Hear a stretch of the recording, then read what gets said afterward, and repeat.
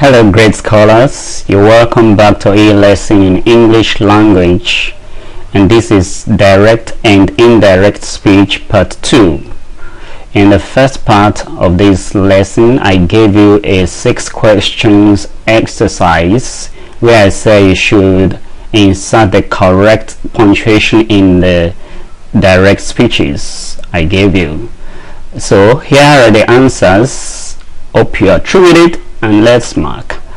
Okay, question 1 is a 2 marks question. Betty says, I'm not interested in football. The answer is, Betty says, comma, open quotation, I am not interested in football, full stop, close quotation. So 2 punctuations are missing there, and you can see them in red ink. Question 2 is a 3 marks question. We asked James, are these your clothes? The answer, we asked James, comma, open quotation, are these your clothes? Question mark, close quotation. So those three punctuations that are missing, you could see them in red ink. Number 3, she said to me, I need your notebook now.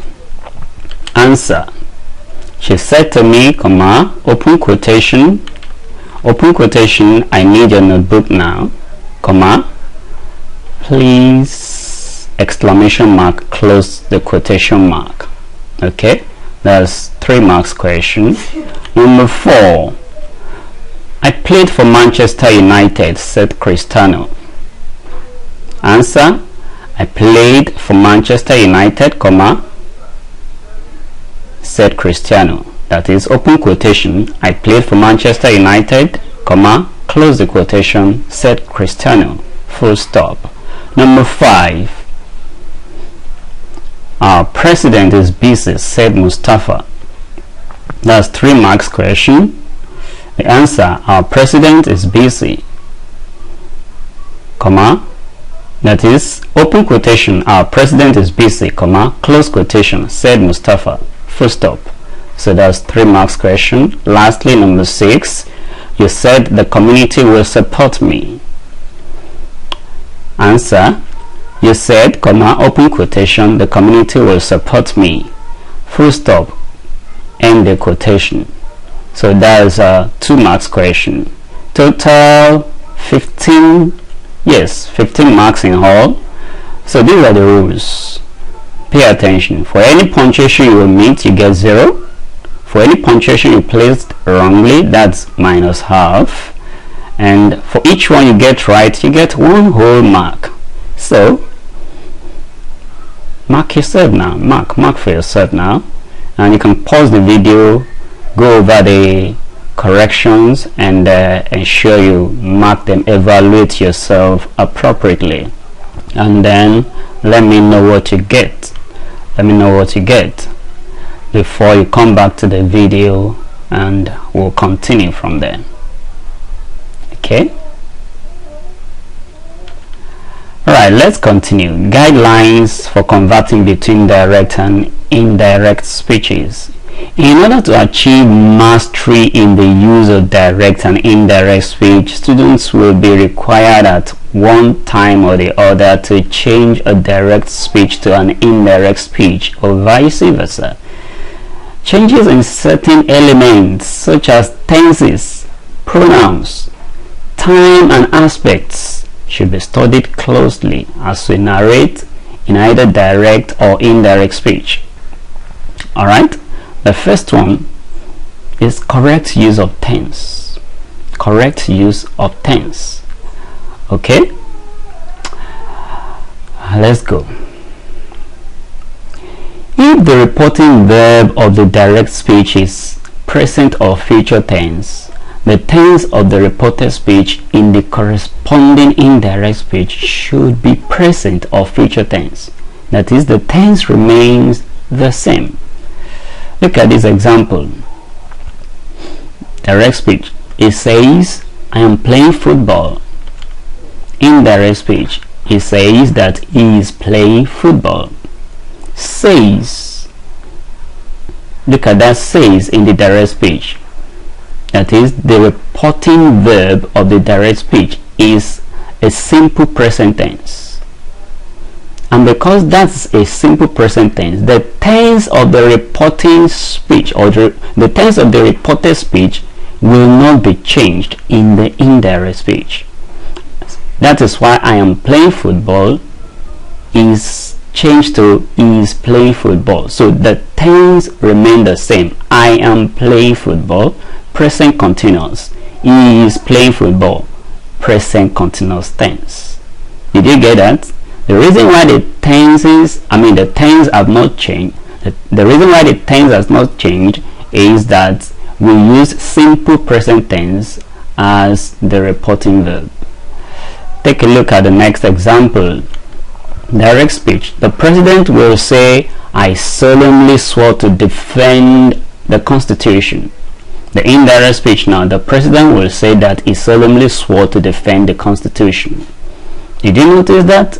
The president will say, that is a future tense. I solemnly swore to defend the Constitution. That's a past tense. But in the corresponding indirect speech, the tense of the reported speech remain the same. Why?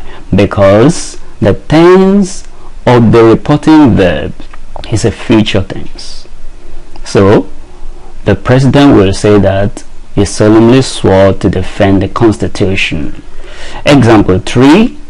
The board say dividend payment will be timely. That's the direct speech. The indirect speech, the board say that the dividend payment will be timely. So the tense remain unchanged because the reporting verb is either a present tense or a future tense. You may say simple present tense and simple future tense, they sound awkward in narration, but I need to tell you that it is the commonly used tense in news broadcast and sport commentary. So from now on, pay a rapt attention to the tense use while news is being broadcast and while you listen to your sport commentary. Okay, let's continue with the correct use of tense. If in a direct speech the reporting verb is a past tense, then in the corresponding indirect speech appropriate changes will be made to the tense of the reported speech. Look at this example. Direct speech. He said, I am playing football. Notice that the reporting verb is a past tense and the tense in the reported speech is a present continuous tense. So let's look at the corresponding indirect speech. He said that he was playing football.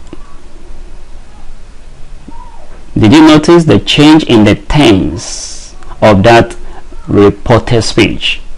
I am playing football becomes he was playing football because the reporting verb is a past tense. So whenever the reporting verb is a past tense, there will be a corresponding or appropriate change to the tense of the reported speech when you are changing it to indirect speech. Okay, all right, let's continue with the example. Example 2 now. He said, did Taufik call me? The corresponding indirect speech is this. He asked whether Taufik had called him. So did Taufik call me becomes whether Taufik had called him. Another example, he said Tamara thanked me. He said Tamara thanked me. The indirect speech, he said that Tamara had thanked him. Okay, let's look at another example. She said I have been dancing. The indirect speech, she said that she had been dancing. Look at how I have been dancing changed to she had been dancing. Okay, another example, Kathy said I took my child to school. The indirect speech, Kathy said that she had taken a child to school. So took changed to had taken in the indirect speech. Okay, let me test you with this next question, right? question is, she said, I wish I had learned to drive. Let me see if you're going to get the indirect speech version of this question. Quickly do that now. 2 seconds. Okay. Right. Here's the answer. See whether you get it. She said she wished she had learned to drive. Alright, let's continue. The next rule or guideline on the fact that we want to change from direct speech to indirect speech would be the correct use of pronoun.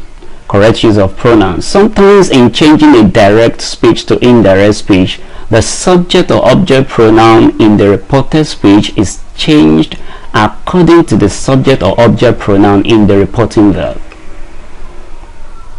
Also, the possessive pronoun is, has, my, their, your, mine, etc. may also change according to the subject or object of the reporting verb. Look at the example here. He said, I hit 2 apples. Look at the indirect speech version of this one. He said that he ate 2 apples. Now, in that direct speech, look at the subject pronoun, he. He. Did you see that? Then, look at the pronoun in the reported speech, I.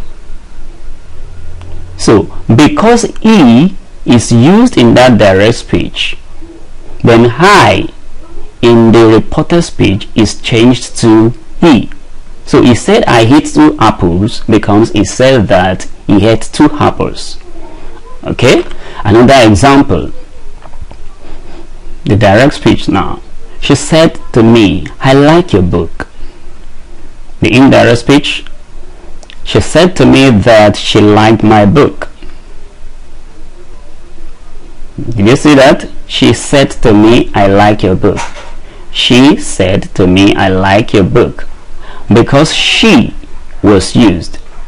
Then I in the indirect speech becomes she. And then me in the direct speech becomes my. Did you get that? So there are corresponding changes in the pronoun, whether the subject or object pronoun, depending on which one is used in the direct speech. So you're going to change the pronouns of the reported speech when you are changing them, when you are changing the statement to indirect speech. Another example here, they replied him, we will not bow to your image. Okay, they replied him, we will not bow to your image. Because they and him were used in the direct speech, we and your in the indirect speech changed to they and is. So the changes we are making to the reported speech of the indirect statement is premised on the type of pronoun that is used in the direct speech. So you have to pay a rapt attention to that. Let me give you another example. Example 4 now. He said, is mine ready? The indirect speech now. He asked whether his was ready. Yet another example. She said to me, you can go. The indirect speech version. She told me that I could go. Okay, so you can pause the video and relearn all of these questions. I've given you 5 questions under the correct use of pronoun now, but then I need to test you with these 2 questions. Classwork now. Yeah. Question. He said I can go. So change that to indirect speech. Number 2. They said can we go? So change that to indirect speech. How many seconds? 5. You can do it. Okay? Here are the answers. The first one, he said I can go becomes he said he could go. He said he could go. The second one, they said can we go becomes they asked whether they could go. Right? So that will be all in this lesson. Next lesson, I will be teaching you correct use of adverb and adverb of time and place in direct and indirect speech.